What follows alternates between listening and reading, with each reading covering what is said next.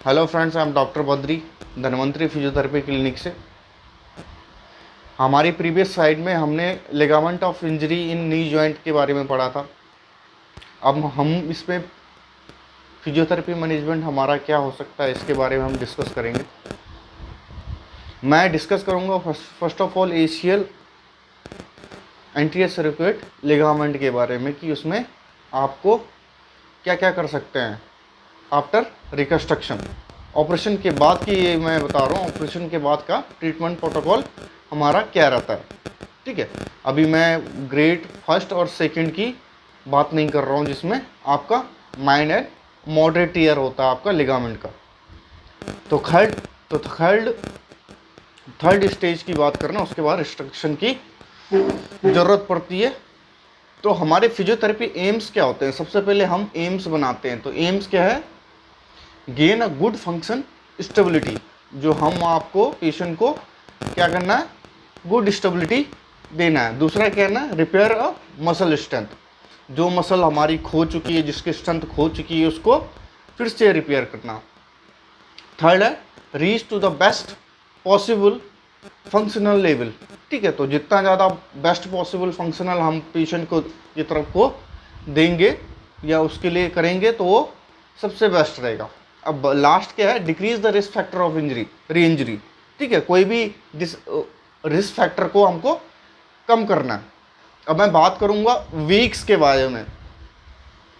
ठीक है, तो वीक्स के बारे में इसीलिए फिजियोथेरेपी में बात होती है कि मसल स्ट्रेंथ को आने में टाइम लगता है। तो इस टाइम को कोऑर्डिनेट करने के लिए आपके वीक्स वाइज ट्रीटमेंट बनाते हैं कि इतने वीक्स में आपको पेशेंट को ये एक्सरसाइजेज करवानी पड़ती है। तो हम बात करेंगे 0 से 3 वीक्स में आप पेशेंट को क्या क्या करा सकते हो। ठीक है, तो फर्स्ट ऑफ ऑल जो मेन इशू क्या है सर्जरी के बाद, मेन इशू क्या होता है? मेन इशू होता है आपकी swelling and DVT and pain. तो 3 main keywords of after a surgery of 1 and 2 days। After 2 दिन तक आपको ये 2 चीजें होती हैं। ठीक है, तो लिम्ब स्वेलिंग के लिए क्या कर सकते हैं? आपका ये लिम्ब स्वेलिंग के लिए लिम्ब एलिवेशन की आपका लिम्ब एलिवेट रहे। ठीक है, तो फर्स्ट आपका होगा लिम्ब एलिवेशन। दूसरा क्या? Ankle toe movement. Second thing, ठीक है, 0 से 3 डिग्री में आप 0 से 3 वीक्स में आप एंकल टो मूवमेंट करवाते हो पेशेंट को। थर्ड स्टेज है, थर्ड जो ट्रीटमेंट है वो आपका आइसिंग। जितना फ्रिक्वेंटली आइसिंग करेंगे आपका उतना ज़्यादा स्वेलिंग और पेन उतना ज़्यादा खत्म होगा। फिजियोथेरेपी में पढ़ाया जाता है कि आफ्टर एक्यूट इंजरी आप जितना ज़्यादा आपका आइसिंग क्रायोथेरेपी देंगे, फ्रिक्वेंटली आइसिंग। ठीक है, फ्रिक्वेंटली आइसिंग ये 1 आवर के बाद आप फिर को लगाना है। लेकिन इसमें क्या ध्यान देना है? जो डीबीटी का पेशेंट हो या जिसको आपका सेंसेशन कम हो, स्पाइनल कॉर्ड इंजरी का पेशेंट हो, ठीक है, तो उसके लिए आपको ध्यान रखना है कि उसमें आइस थेरेपी से उसका सेल डैमेज ना हो। ठीक है, अब बात करते हैं हमने क्या कर दिया? आइसिंग कर दी, एंकल टो मूवमेंट करवा दिए और आपका एलिवेशन करवा दिया। ठीक है, थर्ड के स्टेज है। थर्ड का क्या रहना? Isometric exercises for quadriceps. तो क्वाड्रिसेप्स के लिए आपको पेशेंट को आइसोमेट्रिक कराना है। 1 2 3 4 5 6 7 8 9 10 and relax again. 1 2 3 4 5 6 7 8 9 10 relax again. 1 2 3 4 5 6 7 8 9 10 and relax again। 1 2 3 4 5 6 7 8 9 10 and relax now। 1 2 3 4 5 6 7 8 9 10 relax। 1 2 3 4 5 6 7 8 9 10 relax। 1 2 3 4 5 6 7 8 9 10 relax. ये 2 एक्सरसाइज हैं आपको क्वाड्रिसेप्स और हैमस्ट्रिंग की मसल की स्ट्रेंथनिंग करानी है। तीसरा होता है आपका पटेला मोबिलाइजेशन।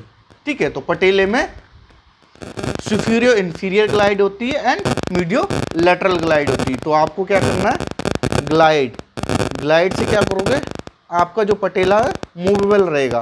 तो मूवेबल रहेगा तो रेंज ऑफ मोशन एक्सरसाइजेस आपको फायदा मिलेगा कि रेंज ऑफ मोशन आपको करानी है, ऐसी लेटरल ग्लाइड। ठीक है, तो पटेला ग्लाइड आपके 8 वीक्स तक चलेगी, 8 वीक्स तक आपको पटेलर ग्लाइड देना इन रिहैबिलिटेशन प्रोटोकॉल में। ठीक है, थर्ड क्या है, अगर पेशेंट आपका एबल है करने को, एक्सरसाइज करने को एबल है, तो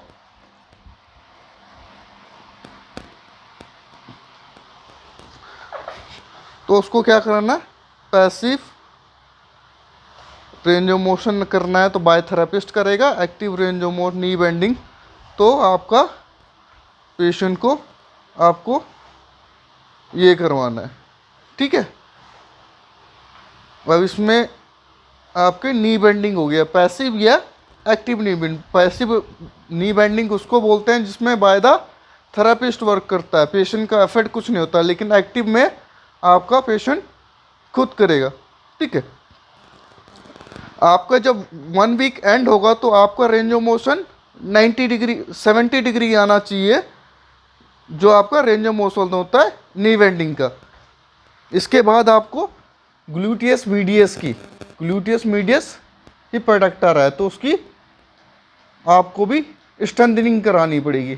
ठीक है, एसीएल में क्या होगा, जो एडक्टार मसल्स होगी वो टाइट हो जाएगी प्री ऑपरेशन से पहले, तो आपका ये एडक्टार मसल जो है ये वीक रहेगी, तो उसके लिए आपका हिप एबडक्टर की स्ट्रेंथनिंग आपको ये करानी है। ठीक है, तो ये 0 से 3 वीक्स का ट्रीटमेंट है। लाइक कीजिए, सब्सक्राइब कीजिए, शेयर कीजिए। इसके बाद भी अभी आपका प्रोटोकॉल बचता है वीक से 3 से 4 वीक्स का, उसके बाद का 4 से 6 वीक्स का, तो वो अब हम अगली स्लाइड में देखिए। लाइक कीजिए, शेयर कीजिए, सब्सक्राइब कीजिए।